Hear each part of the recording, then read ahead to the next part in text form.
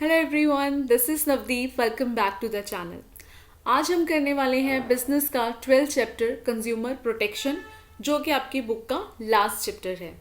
तो चलिए देखते हैं कि इस चैप्टर में हम कौन कौन से टॉपिक जो हैं वो कवर करेंगे।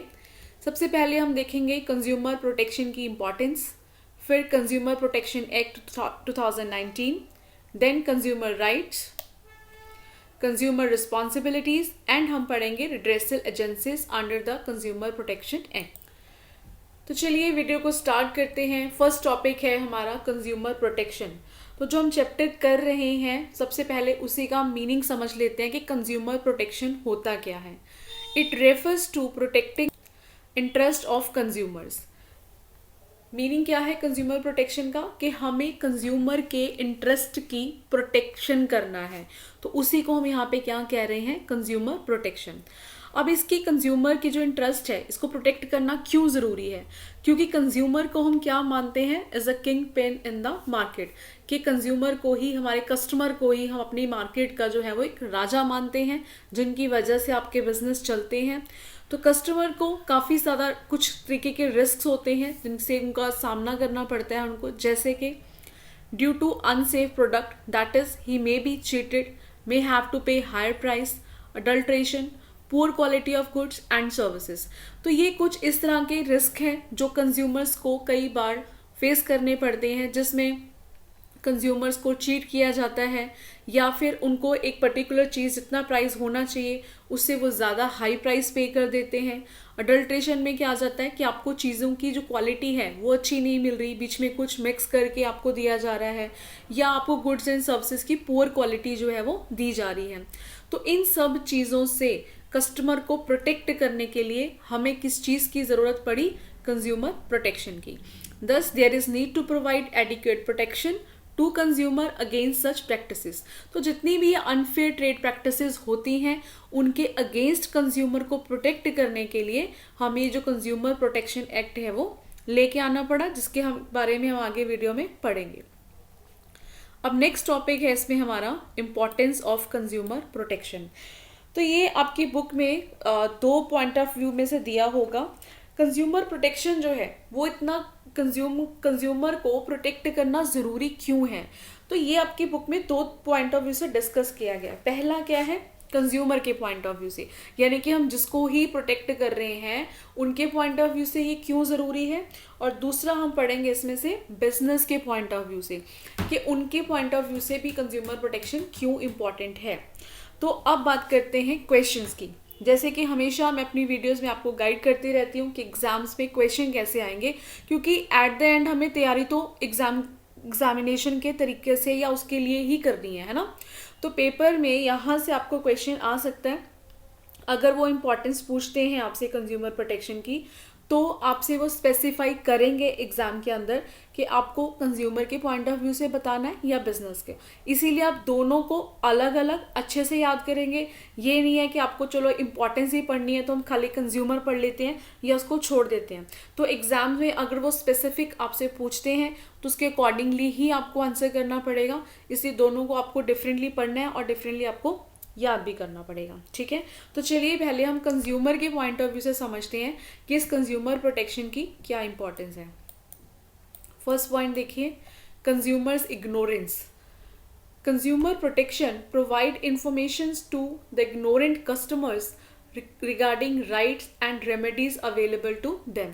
तो जो कंज्यूमर प्रोटेक्शन है ये क्या करता है, ये प्रोवाइड करता है इंफॉर्मेशन, किसको, इग्नोरेंट कस्टमर को। अब इग्नोरेंट कस्टमर का क्या मतलब है कि वो कस्टमर जिनको अपने किसी चीज़ के बारे में, अब वो चीज़ क्या है, आपके राइट्स एंड रेमेडीज, जो हम इस चैप्टर में पढ़ेंगे कि जो एक्ट है कंज्यूमर प्रोटेक्शन का, वो एक कंज्यूमर को क्या क्या राइट्स प्रोवाइड करता है। और अगर आपके साथ कोई ऐसी अनफेयर प्रैक्टिसेस होती है तो उसके अगेंस्ट क्या रेमेडीज जो है अवेलेबल हैं। तो किसी भी राइट को एक्सरसाइज करने के लिए, जैसे आपको बताया कि आपका हक है, ठीक है, तो हक को एक्सरसाइज करने के लिए आपको पता भी तो होना चाहिए ना कि आपके पास क्या राइट है। तो वो पता करने के लिए वो इंफॉर्मेशन देना किसका काम है, कंज्यूमर प्रोटेक्शन का। It spread awareness so that consumer can know about the various redressal agencies where they can approach to protect their interest. तो यहाँ पे क्या हो रहा है कि जो कंज्यूमर प्रोटेक्शन है वो अवेयरनेस मीन्स उनमें जागरूकता क्रिएट करता है, जहाँ से कस्टमर को ये पता चलता है कि कितनी जो रिड्रेसल एजेंसीज हैं, ये भी आपका ही चैप्टर का लास्ट टॉपिक है जो हम करेंगे कि कौन कौन सी रिड्रेसल एजेंसीज अवेलेबल हैं जहाँ पे जाके आप अपना अप्रोच कर सकते हो अगर आपके साथ एज ए कंज्यूमर कुछ भी जो गलत है वो हुआ है।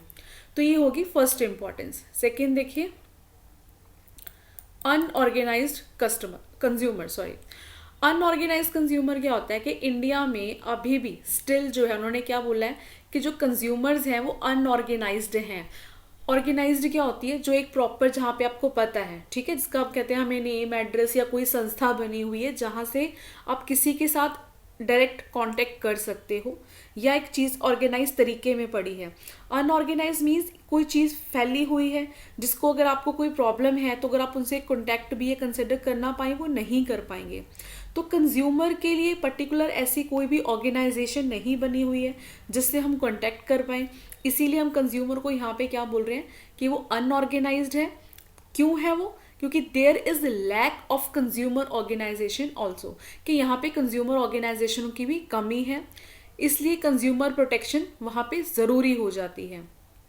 Consumer protection encourage of establishment of more consumer organizations and also provide power and right to these organizations as these organization can file a case behalf of customers। तो यहाँ पे क्या कह रहे हैं कि जो कंज्यूमर प्रोटेक्शन है वो किस चीज़ को इनकरेज करता है कि ज़्यादा से ज़्यादा जो है वो कंज्यूमर ऑर्गेनाइजेशन खोली जाएं और उनको उन कंज्यूमर ऑर्गेनाइजेशन को पावर्स और राइट भी दिए जाएं ताकि वो कस्टमर के बिहाफ के ऊपर उन ऑर्गेनाइजेशन के खिलाफ केस फाइल कर सके जो इस तरीके की गलत प्रैक्टिसेस जो है वो करते हैं। थर्ड देखिए, wide spread exploitation of consumer. Exploitation क्या होता है, शोषण करना। अब वो क्या क्या कह रहे हैं, consumers are exploited on a large scales by means of various unfair trade practices and consumer protection is required to protect them from such exploitation। अब कंज्यूमर को क्या बोला जा रहा है कि उसका एक लार्ज स्केल के ऊपर, बड़े लेवल के ऊपर एक्सप्लॉयटेशन हो रहा है, शोषण हो रहा है। अब वो शोषण कैसे हो रहा है, मीन्स आगे उन्होंने बताया है वेरियस अनफेयर ट्रेड प्रैक्टिसेस। तो काफ़ी अनफेयर ट्रेड प्रैक्टिसेस जो हैं वो चल रही हैं, जिसके हमने स्टार्टिंग में मीनिंग में भी पढ़ा था कि वो अनफेयर ट्रेड प्रैक्टिसेस क्या हो सकती हैं। ब्लैक होर्डिंग हो सकता है उसमें, ठीक है, किसी चीज़ का हायर प्राइस आपसे चार्ज करना या आपको चीप क्वालिटी जो है कंज्यूमर को गुड्स प्रोवाइड करना। तो ये सब अनफेयर ट्रेड प्रैक्टिसेस में आती हैं। इसीलिए उन्होंने क्या बोला है कि कंज्यूमर प्रोटेक्शन ज़रूरी हो जाती है ताकि उनको ऐसी एक्सप्लॉयटेशन से कंज्यूमर को बचाया जा सके। तो ये 3 पॉइंट हैं कंज्यूमर प्रोटेक्शन की इम्पोर्टेंस के, किसके पॉइंट ऑफ व्यू से, कंज्यूमर के पॉइंट ऑफ व्यू से। अब हम नेक्स्ट देखेंगे कि इसकी क्या इंपॉर्टेंस है एक बिजनेस के पॉइंट ऑफ व्यू से। फर्स्ट पॉइंट देखिए, long term interest of business. It is always in the interest of the business to keep its customer satisfied. Global competition could be won only after satisfying customer. Satisfied customer lead to repeat sales and help in increasing customer base of business। अब हम देखते हैं कि consumer कोई चीज़ हमें protect कर रहे हैं। अभी हम चैप्टर क्या किसको प्रोटेक्ट कर रहे हैं यहाँ पे, कंज्यूमर को। तो उनके पॉइंट ऑफ व्यू से तो इम्पोर्टेंस हमें समझ में आ रही है, पर क्या इसकी इतनी ही इम्पोर्टेंस उस बिजनेस के लिए भी है? यस। वो ये जो फर्स्ट पॉइंट है सबसे पहले खुद ही उस चीज़ को एक्सप्लेन कर रहा है कि बिजनेस के लिए इतना कंज्यूमर को प्रोटेक्ट करना क्यों ज़रूरी है। बिजनेसमैन जो है, मान लीजिए अगर कोई एक सेल्समैन है, चीज़ बेच रहा है, ठीक है, वो कस्टमर को एक बार जो है वो चीट कर लेगा या एक बार में वो चीज़ कर सकता है। बट अगर आप कस्टमर को अपने एक रॉन्ग प्रोडक्ट प्रोवाइड कर रहे हो या एक धोखे से अपनी चीज़ बेच भी देते हो, तो आपको क्या लगता है, क्या वो कस्टमर दोबारा आपके पास वापस आएगा? कभी भी नहीं आएगा। दूसरा, वो और जाके 4 या 5-10 लोगों को आगे बताएगा कि जो चीज़ आपने उसके साथ की है। इसीलिए अगर किसी भी बिजनेस को अपने लॉन्ग टर्म सोच के अपना सर्वाइवल अगर करना है, क्योंकि बिजनेस एक दिन का नहीं होता है, अगर बिजनेस वाले भी ये चीज़ गलत चीज़ करते हैं तो उन लोगों का जो चीज़ है वो लॉन्ग टर्म के लिए नहीं चलता। तो इसीलिए फर्स्ट पॉइंट में उन्होंने क्या बोला है कि अगर बिजनेस को अपना लॉन्ग टर्म इंटरेस्ट देखना है तो अपने कस्टमर को सेटिस्फाइड करना ही पड़ेगा उनको, क्योंकि अभी ग्लोबली कंपटीशन आ चुका है। मींस अगर मैं आप सिर्फ विद इन हम कंट्री की बात करें, इंडिया की बात करें, अब इंडिया के अंदर सिर्फ इंडिया का ही प्रोडक्ट नहीं बिकता, उनको कंपटीशन देने के लिए बाहर की कंपनीज भी आती हैं, यहाँ सेटअप हुई हैं, उनके प्रोडक्ट भी बिकते हैं। तो अगर आपको वो ग्लोबली कंपटीशन को जीतना है तो उसके लिए सबसे ज़रूरी उन्होंने क्या बोला है कि अपने कस्टमर को सेटिस्फाई करना। एक सेटिस्फाइड कस्टमर होगा तभी वो क्या लेके आएगा वहाँ से, अपने लिए रिपीट सेल्स लेके आएगा। अगर आप अच्छे से सेटिस्फाई करके भेज रहे हो वो कस्टमर आपको रिपीट दोबारा से वापस आएगा, तो इसमें क्या होगा, आपका कस्टमर बेस जो है वो इंक्रीज होगा। मीन्स ये वो प्लस पॉइंट्स है अगर बिजनेस को जो करने ही पड़ेंगे, जिसमें आपकी जो कंज्यूमर प्रोटेक्शन है साथ के साथ वो भी चलती जाएगी। सेकेंड पॉइंट देखिए, business uses resources of society. अब सेकेंड पॉइंट में क्या बोल रहा है कि जो हर बिजनेस है वो सोसाइटी के रिसोर्सेज यूज़ करता है। अब रिसोर्सेज क्या होता है, कोई भी बिजनेस करने के लिए, अब जो आपने इकोनॉमिक्स में भी अपने पढ़े होंगे कि हमारे प्रोडक्ट रिसोर्सेज क्या होते हैं ना, रिसोर्सेज ऑफ प्रोडक्शन, जिसके लिए आपको लैंड चाहिए, लेबर चाहिए, कैपिटल चाहिए, एक खुद एंटरप्रेन्योर है, ये आपके रिसोर्सेज ऑफ प्रोडक्शन होते हैं। और जितने भी रिसोर्सेज हैं हर बिजनेस, ये हम कहाँ से लेते हैं, सोसाइटी से लेते हैं। जब आप समाज का कुछ आप चीज़ें यूज़ कर रहे हो तो ये बिजनेस की कहीं ना कहीं रिस्पॉन्सिबिलिटी हो जाती है कि आप फिर उनके इंटरेस्ट के लिए भी काम करो। ठीक है, तो ये हो गया आपका सेकेंड पॉइंट। थर्ड पॉइंट देखिए, सोशल रिस्पॉन्सिबिलिटी। ये पॉइंट उसी के साथ ही जुड़ा हुआ है, सेम चीज़ एक्सप्लेन कर रहा है कि एक बिजनेस की सोशल रिस्पॉन्सिबिलिटीज़ होती हैं, कुछ सामाजिक दायित्व जिसको आप कह सकते हो, टुवर्ड्स वेरियस ग्रुप, लाइक जिस समाज में आप रह रहे हो, जिसके लिए जिससे आप प्रॉफिट कमा रहे हो, है ना, तो उनके प्रति वो आपकी क्या रिस्पॉन्सिबिलिटीज़ बता रहे हैं। पहले यहाँ पे आपको वो कुछ ग्रुप्स बता रहे हैं कि जिनके लिए जो बिजनेस है वो रिस्पॉन्सिबल है, जैसे कि ऑनर्स हैं, वर्कर्स हैं जो आपके पास काम करते हैं, गवर्नमेंट है, कस्टमर है। दस customer should be provided qualitative goods at a reasonable price. इसीलिए वो क्या कह रहे हैं कि आपको कस्टमर को एक रीजनेबल प्राइस के ऊपर चीज़ देना, that is the responsibility of business. Fourth point देखिए, मॉरल जस्टिफिकेशन, कि it is the moral duty of any business to take care of consumer interest and avoid any form of their exploitation. कि किसी भी business की एक moral duty होती है कि वो अपने कंज्यूमर के इंटरेस्ट का ध्यान रखे और उनके साथ किसी भी तरीके की एक्सप्लॉयटेशन या कोई भी अनफेयर ट्रेड प्रैक्टिसेस हैं उनसे बचें, वो उनको अवॉइड करें। तो अनफेयर ट्रेड प्रैक्टिसेस में आप क्या क्या लिख सकते हो कि आप अगर अपने कंज्यूमर को कोई डिफेक्टिव या कोई अनसेफ प्रोडक्ट आप उनको दे रहे हो, अडल्ट्रेशन कर रहे हो, फॉल्स या फिर मिसलीडिंग एडवर्टाइजिंग दे रहे हो। फॉल्स और मिसलीडिंग एडवर्टाइजिंग का क्या मतलब है, लेट सपोज कि मैंने एक फेस क्रीम बना दी है, ठीक है, उसकी एडवर्टाइजमेंट में हम कुछ गलत या मिसलीडिंग ऐसी जानकारी लोगों के साथ शेयर कर रहे हैं कि ये क्रीम लगाने से आपकी स्किन पूरी वाइट हो जाएगी या ग्लो हो जाएगी, या कुछ ऐसे दावे कर देना जो कि आपका प्रोडक्ट पूरा ही नहीं कर सकता, उस चीज़ को हम क्या बोलते हैं, फॉल्स। और एक मिसलीडिंग इंफॉर्मेशन शेयर करना अपने कंज्यूमर के साथ, जो भी वो भी अनफेयर प्रैक्टिसेस में ही आता है। ठीक है, होर्डिंग्स हो गया, ब्लैक मार्केटिंग हो गया, तो ये सब चीज़ें जो हैं उनको अवॉइड करनी चाहिए। फिफ्थ पॉइंट देखिए, government intervention. If a business engage in any form of unfair trade practices, then government take action against it which adversely affect its goodwill। तो जितने पॉइंट बच्चे अभी तक आपने 4 ऊपर पढ़े हैं, ये कहीं ना कहीं हमने उनको क्या खुद से अज्यूम किया है कि एक बिजनेस को अपने मॉरली या कुछ कहने से पहले हम कहते हैं ना ये खुद की आपकी जिम्मेवारी है, तो वो पॉइंट थे वो चौथे। अब फिफ्थ पॉइंट में क्या करते हैं कि अगर मान लीजिए वो चारों पॉइंट में बिजनेस जो है अपनी सोशल रिस्पॉन्सिबिलिटी समझता ही नहीं है, तो अगर किसी भी वो ऐसी अनफेयर ट्रेड प्रैक्टिसेस में अपने आप को इंगेज करता है तो गवर्नमेंट उसके अगेंस्ट क्या लेती है, एक्शन लेती है, जो कि फिर उनकी गुडविल को बहुत ही एडवर्सली जो है वो अफेक्ट करती है। नेक्स्ट पॉइंट देखिए, consumer is the purpose of business, कि जो बेसिक पर्पस होता है किसी भी बिजनेस का वो क्या होता है, create more and more customers, क्योंकि जितने ज़्यादा कस्टमर होंगे वही आपके लिए बिजनेस लेके आ रहे हैं, और आपने उनको रिटेन भी रखना है। रिटेन मीन्स बना के रखना है, ये नहीं जो आज आया आपने उसके साथ जो भी किया कल वो वापस आने वाला नहीं है, तो बिजनेस वैसे नहीं चलेंगे।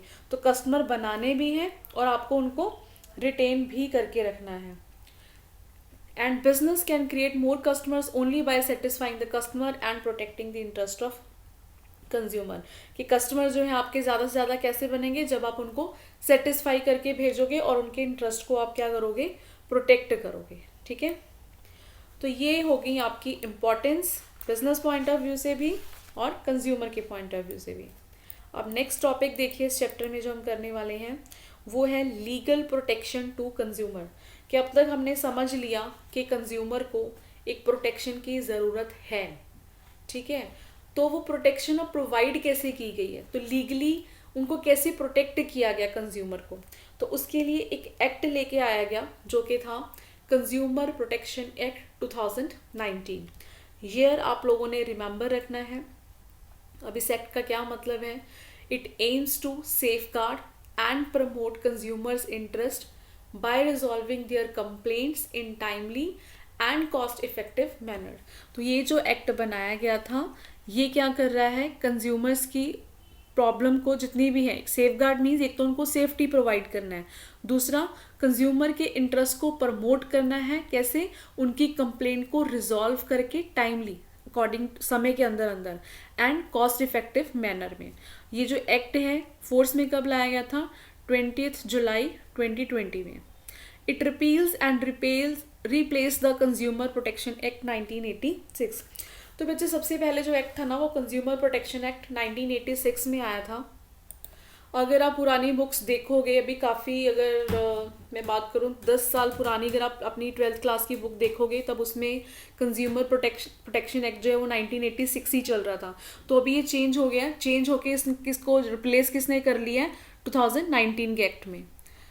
Act has provided various right and responsibility to consumers. ये जो राइट एक्ट हमने बनाया है ये कंज्यूमर को काफ़ी तरीके के राइट और रिस्पॉन्सिबिलिटीज़ देता है।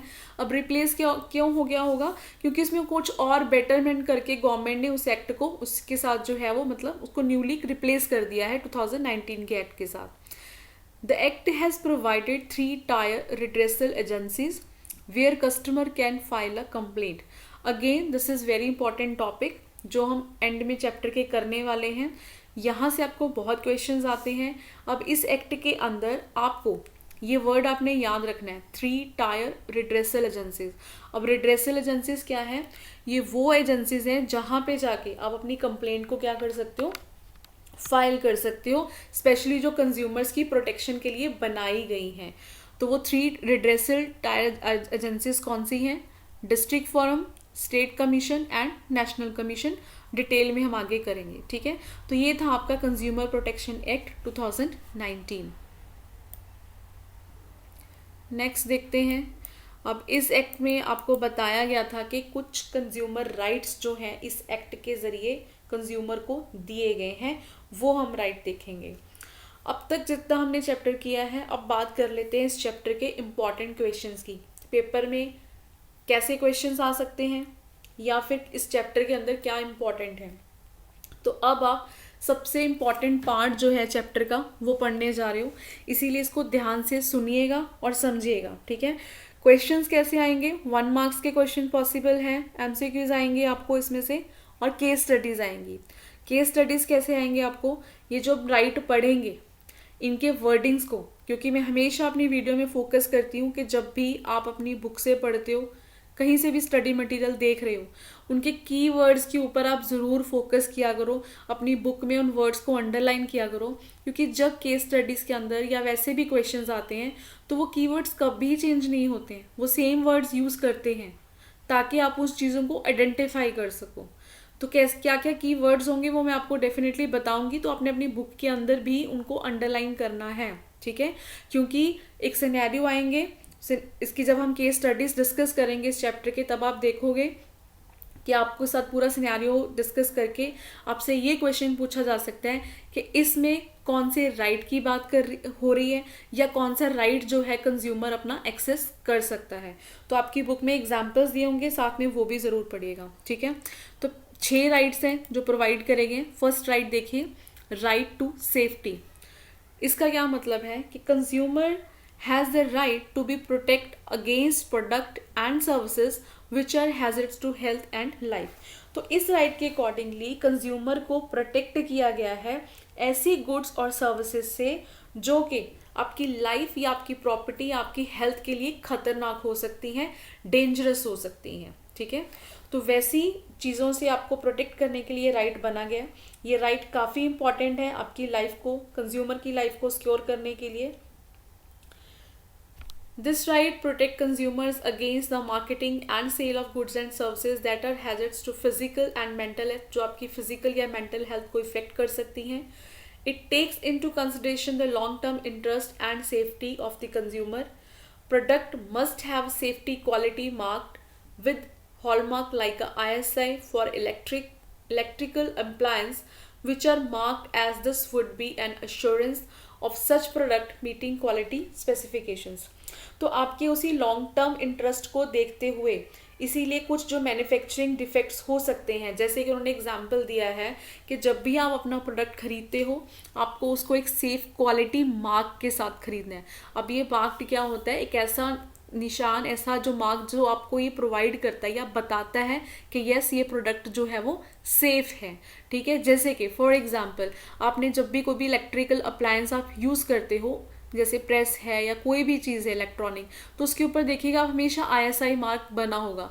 आपको वही प्रोडक्ट्स लेना है जिसके ऊपर ये मार्क बना होगा, क्योंकि ये मार्क अपने आप में क्या दिखाता है कि वो प्रोडक्ट आपके लिए क्या है, सेफ है। वो आपको अश्योर कर रहा है कि ये जितनी भी क्वालिटी की जो स्पेसिफिकेशन है उनको ये प्रोडक्ट जो है वो मीट कर रहा है। तो अपने सस्ते के चक्कर में ऐसा कोई प्रोडक्ट नहीं ले लेना जिसके ऊपर आपको ऐसा कोई भी सेफ्टी मार्क ना हो। तो ये हो गया आपका पहला राइट टू सेफ्टी। तो इसमें क्या होगा कि वो चीज़ जो आपकी फिजिकल मेंटल हेल्थ के लिए डेंजरस हो सकती है उसके अगेंस्ट आपको प्रोटेक्ट करने के लिए जो राइट है वो बनाया गया। नंबर 1। सेकेंड राइट देखिए, राइट टू इंफॉर्मेशन। नाम से पता चल रहा है कि किसी इंफॉर्मेशन का आपके पास राइट मिला। अब वो क्या इंफॉर्मेशन हो सकती है? Consumer has right to have complete information about the product before buying it regarding the quality, quantity, ingredients, purity, price, etc. कि कंज्यूमर के पास ये राइट है कि उसको एक कंप्लीट इंफॉर्मेशन जो है वो होनी चाहिए प्रोडक्ट के बारे में जब भी वो खरीदता है। अब वो इंफॉर्मेशन क्या हो सकती है कि जो भी आप प्रोडक्ट खरीद रहे हो आपको क्वालिटी का पूरा पता होना चाहिए। उसके बाद वो कस्टमर की चॉइस है ना। जैसे फॉर एग्जाम्पल है कि आप कोई भी फूड प्रोडक्ट्स खरीद रहे हो, आपके पास सस्ती क्वालिटी में भी अवेलेबल है, अच्छी में भी, बट उनका क्या राइट है कि वो एक कस्टमर को बताएं। कस्टमर के पास ये कंप्लीट इन्फॉर्मेशन होनी चाहिए कि जो वो प्रोडक्ट खरीद रहा है वो कैसी क्वालिटी का है। देन क्वांटिटी मेंशन होती है, जब भी आप कोई चीज़ लेके आते हो हमेशा उसके ऊपर वेट लिखा रहता है। इंग्रेडिएंट्स बताए जाते हैं कि जो आप चीज़ें ले रहे हो चाहे वो कॉस्मेटिक है या कुछ भी है कि इसके अंदर क्या इंग्रेडिएंट्स यूज़ करे गए हैं। तो ये कंपनी के लिए एक मैंडेटरी होता है कि उनको हमेशा अपनी पैकेजिंग के ऊपर ये सारी इंफॉर्मेशन मेंशन करनी होती है। ये क्यों उनके लिए ज़रूरी बनाया गया? क्योंकि हमारा कंज्यूमर का क्या है, राइट है कि हमें वो चीज़ें पता होना चाहिए। प्योरिटी है, प्राइस है, तो ये कुछ चीज़ें हैं जिनके बारे में कंज्यूमर के पास पूरी नॉलेज होनी चाहिए। This include mandatory labelling with all information about the product so that the consumer has necessary information to make an informed decision और चॉइस। अब ये क्या हो गया, मैंडेटरी क्या होता है, जो हर हाल में ज़रूरी है। अब जब भी हम किसी चीज़ के ऊपर लेबल देखते हैं ना, जिसके ऊपर ये सारी इन्फॉर्मेशन होती है, पैकेजिंग के ऊपर जो एक पेज लगा होता है जिसके ऊपर लेबल ही लगा होता है, इसके ऊपर ये सारी इन्फॉर्मेशन जितनी मैंने ऊपर आपको बताई है वो सब लिखनी कंपनीज के लिए मैंडेटरी होती है, ठीक है, ताकि कस्टमर को ये सभी नेसेसरी इन्फॉर्मेशन पता हो, फिर उसी के ऊपर वो अपना डिसीजन या चॉइस ले। वो आगे उसकी चॉइस है कि उसको कैसी चीज़ें खरीदनी है, ठीक है। तो उसके पहले इसको पता होना बहुत ज़रूरी है। नेक्स्ट राइट देखिए, राइट टू मेक चॉइस। अब कंज्यूमर के पास ये राइट होता है कि वो अपने प्रोडक्ट को चूज़ करे out of the available product as per his own decision making. इस चीज़ का क्या मतलब है कि जो मार्केटर्स हैं या शॉपर्स हैं should offer a wide variety of product, उनको जो प्रोडक्ट्स हैं वो एक वाइड वेराइटी में प्रोवाइड करें, ना कि कस्टमर को जो है वहाँ पे फोर्स किया जाए या फिर उनको जो है कि एक पर्टिकुलर ब्रांड ही उनको खरीदना है, वो उनको फोर्स नहीं कर सकते हैं इस चीज़ के लिए। ये प्योरली एक कस्टमर की चॉइस होती है कि आप उसको पर्टिकुलर कोई क्वालिटी या ब्रांड रखने के लिए आप किस चीज़ के लिए फोर्स जो है वो नहीं कर सकते। तो कंज्यूमर अपनी चॉइस से कोई भी प्रोडक्ट को चूज कर सकते हैं। आप इसको राइट टू चूज भी बोल सकते हैं, राइट टू मेक चॉइस भी बोल सकते हैं। नेक्स्ट राइट देखिए, right to be heard. The right to be heard enables the consumer to voice their concerns and ensure that the issue is addressed with due consideration in various forums. Under this right, the companies must have complaint cell to attend the complaint of customer. Right to heard का मतलब कि आपको सुना जाए कि जो भी आपकी प्रॉब्लम्स हैं, तो ये एक कस्टमर के पास राइट होता है कि जो उनकी वॉइस है, मीन्स आपके कंसर्न्स, मान लीजिए कि आपने कोई चीज़ खरीद ली है, उसके बाद उसमें कोई प्रॉब्लम हो गई है, ठीक है, तो उसके बाद भी तो वो कहीं कोई ऐसी जगह होनी चाहिए जहाँ पे आप जाके अपने इशू को एड्रेस कर पाओ या बता सको कि हमें ये दिक्कत आई है, आपका प्रोडक्ट खरीदा गया है। तो इस राइट के अंदर कंपनीज में उन्होंने क्या ज़रूरी किया है कि कंप्लेंट सेल्स होना चाहिए जहाँ पे जो कस्टमर की कंप्लेंट है वहाँ पे उनको अटेंड किया जाए। जैसे कि आप अपना मोबाइल फ़ोन खरीदते हो, ठीक है ना, अगर उसमें कोई भी प्रॉब्लम आती है तो आप उन्हीं के सेंटर्स में जाके वहाँ पे अपनी चीज़ को क्या कर सकते हो, चेक कर सकते हो। तो ये सब चीज़ें कौन सी राइट के अंदर आती हैं, right to be heard. Next देखिए, right to seek redressal. The right to seek redressal, consumers right allows customer to redress against unfair trade practices and seek action against unfair consumer exploitations. तो according to this right क्या है कि consumer के पास एक right है कि अगर उसके साथ कुछ भी गलत होता है तो वो एक कंपनसेशन उसको मिले या फिर रिड्रेसल वो देख सके अगेंस्ट जो भी अनफेयर ट्रेड प्रैक्टिसेस उसके साथ हुई है या कोई भी एक्सप्लॉयटेशन जो है वो हुआ है। It also allows the customer to get a fair settlement for a grievance. Grievance means problem, कि उसके साथ जो भी प्रॉब्लम है कस्टमर के पास एक राइट होता है कि उसको फेयर सेटलमेंट जो है उसके अगेंस्ट में दी जाए। मीन्स जितना आपका लॉस हुआ है, अगर तो वो चीज़ he may be provided with replacement and removal or defect or compensation in the form of money for any loss. तो एक ग्रीवेंस जो है, जैसे उन्होंने बताया कि आपकी प्रॉब्लम का एक फेयर सेटलमेंट करा जाए, तो वो कैसे हो सकता है कि या तो अगर आपकी चीज़ जो आपको दी गई है अगर वो डिफेक्टिव निकली है तो क्या ऑप्शंस हो सकती हैं, या तो आपकी चीज़ को रिप्लेस करा जाए या फिर उस डिफेक्ट को रिमूव करा जाए। अगर कुछ भी पॉसिबिलिटी नहीं है तो आपको कंपनसेशन दिया जाए in the form of money में जो भी आपका लॉस हुआ है। Various redressal forums are set up by the government at national and state level. तो इस चीज़ के लिए ही काफ़ी redressal forum जो है वो गवर्नमेंट के द्वारा सेटअप किए गए हैं। जो अपने एंड में जो हम 3 redressal ऊपर टायर एजेंसीज पढ़ के आए थे उन्हीं की बात करी जा रही है कि वहाँ पे जाके आप अपनी प्रॉब्लम्स को redress जो है वो कर सकते हो। तो ये राइट भी कंज्यूमर के पास है। 6th राइट देखिए, right to consumer education. According to this right, consumer has the right to acquire knowledge and to be well informed throughout life. He should be made aware of his right and relief available to him in case of products or service fall short of his exception. The Government of India has included consumer education in the school curriculum and is making use of media to make consumer aware of their right. तो इस right के accordingly ये right क्या कहता है कि आपके consumer को नॉलेज होनी चाहिए किन चीज़ों के बारे में, वो सभी राइट्स जो अभी आप ऊपर पढ़ के आए हो। क्योंकि किसी भी चीज़ को अगर आपको हम कहते हैं कि आपका हक है, आप उसको अपने हक को मांग सकते हो। अपने हक को मांगने के लिए आपको पता भी तो होना चाहिए ना कि आपके पास राइट है। तो उन्हीं राइट्स के लिए अवेयर करता है आपको और आपको बताए जाते हैं कि अगर इन केस कोई भी जो प्रोडक्ट या सर्विस आपने यूज़ की है और वो अपनी एक्सेप्शन से जो भी आप उस चीज़ से आपको उस चीज़ से एक्सपेक्टेशन थी या जो भी प्रोडक्ट लिए है आपको मिसलीड करके गलत प्रोडक्ट दे दिया गया, तो उस केस में आपके पास क्या क्या रिलीफ अवेलेबल है। गवर्नमेंट ने इसके लिए क्या एफर्ट्स उठाए हैं कि कंज्यूमर एजुकेशन को अब आपकी स्कूल की एजुकेशन का भी पार्ट बना दिया गया है, और मीडिया का इस्तेमाल करके, मीडिया मीन्स एडवर्टीजमेंट कह लीजिए या टीवी में कुछ इस तरीके के एड्स बनाए गए हैं जहां से कंज्यूमर को अवेयर किया जा रहा है उनके राइट्स के बारे में। इसके रिगार्डिंग अगर आपने एक ऐड भी देखी होगी जिसका एक स्लोगन क्या है, जागो ग्राहक जागो। तो इस ऐसी एड्स बनाएंगे जिसमें एक कंज्यूमर को बताया गया है कि ये आपका हक है, अगर ये चीज़ आपको नहीं मिल रही तो आपके पास राइट है कि आप इसके अगेंस्ट जो है वो कंप्लेंट कर सकते हो। तो इस तरीके की जो एजुकेशंस हैं वो कंज्यूमर को एजुकेट करना यस इस राइट में आपका आ जाएगा। तो ये 6 राइट्स थे जो कि बहुत इंपॉर्टेंट है।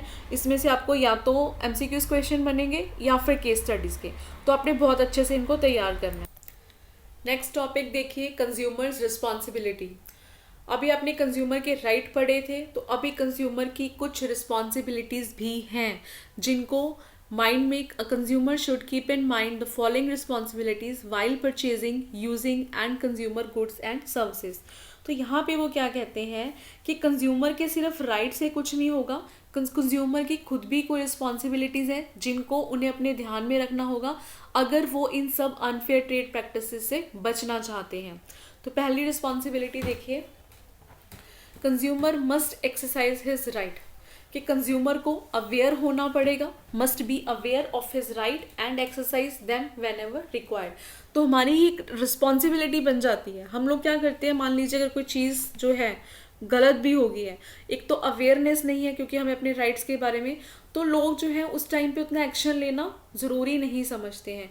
तो हमें अवेयर होना पड़ेगा अपने राइट्स के बारे में, जब भी वो ज़रूरत है तो आप अपने उस राइट को एक्सरसाइज करें, ठीक है। Consumer must be conscious, not blindly believe on the words of seller.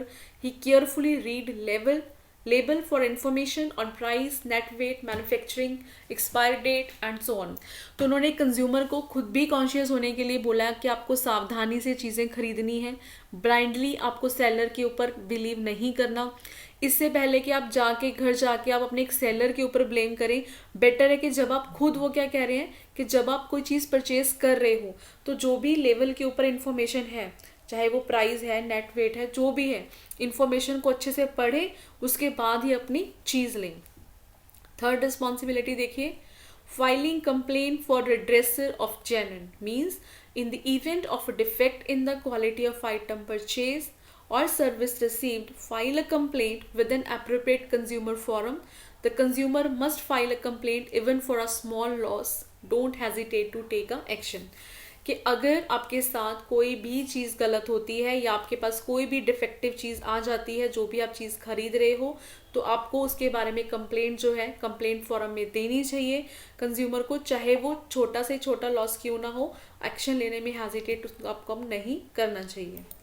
Next देखिए, consumer must be quality conscious buy only standardize goods. तो इसका क्या मतलब है कि आपको हमेशा स्टैंडर्डाइज गुड्स ही लेनी चाहिए जहाँ पे आपको गुड्स खुद अपनी क्वालिटी को अश्योरेंस कर रहे हैं कि जब आप खरीद रहे हो वो आपको क्वालिटी की गारंटी दे रहे हैं। जैसे कि जब भी आप कोई इलेक्ट्रॉनिक चीज़ खरीदते हो उसके ऊपर ISI मार्क देखें, ठीक है, या कोई भी आप एग्रीकल्चर जो खाने पीने का फूड प्रोडक्ट्स कर रहे हो, तो हर चीज़ के जो है, जैसे कि ज्वेलरी है उसके ऊपर एक हॉल मार्क होता है। तो ये मार्क क्या बताते हैं कि वो गुड्स क्या है, क्वालिटी वाली गुड्स हैं। कि अगर आप पहले से ही खुद ही एक अनस्टैंडर्डाइज प्रोडक्ट खरीद रहे हो तो वहाँ पे आप अपने पे किसी को जो है रिस्पॉन्सिबल नहीं ठहरा सकते हो। तो वहाँ पे उन्होंने क्या बोला है कि आपको कैसे गुड्स खरीदनी चाहिए, स्टैंडर्डाइज गुड्स।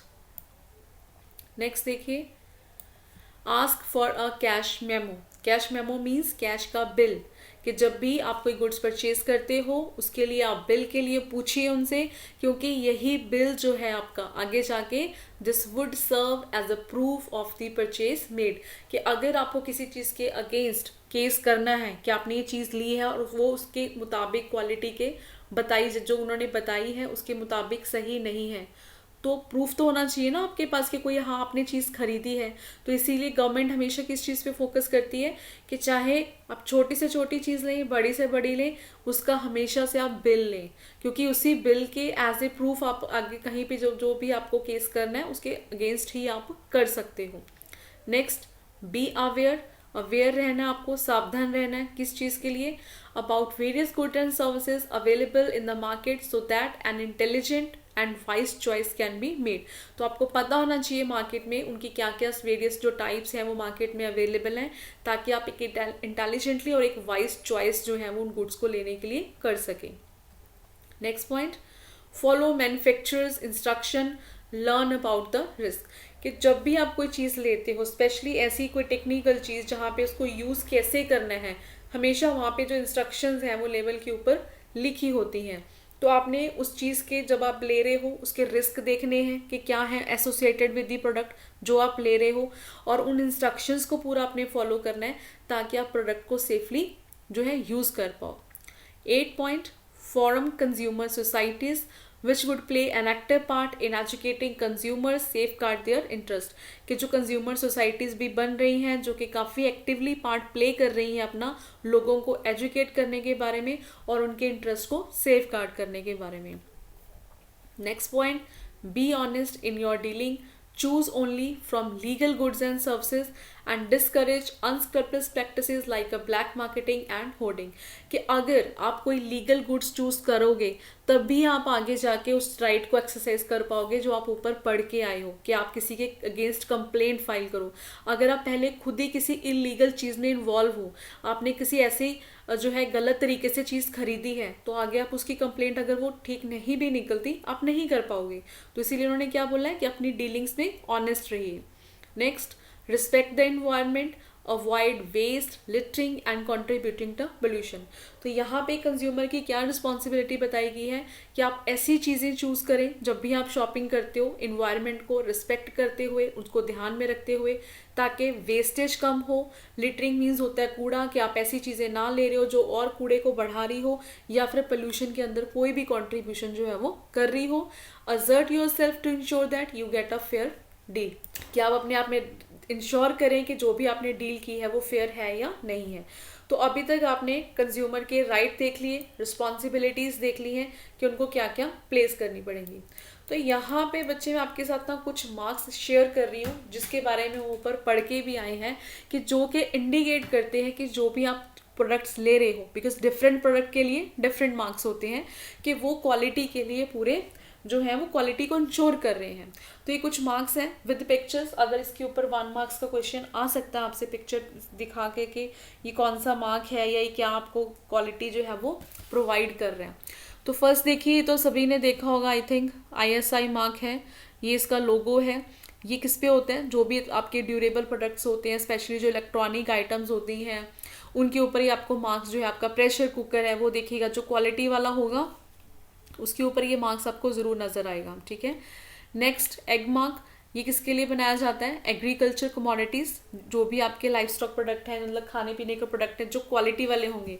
कभी भी आप नेक्स्ट टाइम कोई भी शॉपिंग करेंगे ना प्रोडक्ट की किसी भी, तो ये मार्क्स ज़रूर देखिएगा, वहाँ पे आपको ये मिलेंगे। तो ये मार्क्स यहाँ पे क्या, एग मार्क है इसका नाम, तो क्या गारंटी कर रहेगी कि चीज़ आपको है वो क्वालिटी वाली है। नेक्स्ट देखिए, BIS मार्क या फिर हॉल मार्क है, ये गोल्ड ज्वेलरीज के ऊपर होता है, जहाँ पे ये ज्वेलरी के ऊपर बहुत छोटा सा बना होता है, कहीं भी आप देख सकते हो। इस मार्क का क्या मतलब है कि जो आपकी ज्वेलरी है वो बिल्कुल ही 100% प्योर है। नेक्स्ट, वूल मार्क, ये क्या सिग्निफाई करता है, 100% प्योर वूल, ये इसका लोगो है। नेक्स्ट है इको मार्क, ये किसके लिए बनता है कि फॉर इन्वायरमेंटली फ्रेंडली प्रोडक्ट्स, कि जो भी आप खरीद रहे हो वो इन्वायरमेंटली फ्रेंडली है प्रोडक्ट, के इन्वायरमेंट को नुकसान नहीं पहुंचा रहा है। तो ये वीडियो जो है बच्चे इसी के साथ ख़त्म हो। आपका जो नेक्स्ट टॉपिक है रिड्रेसल एजेंसी, वो हम नेक्स्ट वीडियो में कवर करेंगे। आई होप जितने टॉपिक मैंने इस वीडियो में कवर किए हैं वो आपको अच्छे से समझ में आए होंगे। किसी को भी कोई भी प्रॉब्लम है आप मेरे साथ वीडियोस में कमेंट सेक्शन में आप पूछ सकते हो। वीडियो अच्छी लगी हो तो लाइक और शेयर ज़रूर कीजिएगा। Thanks for watching this video.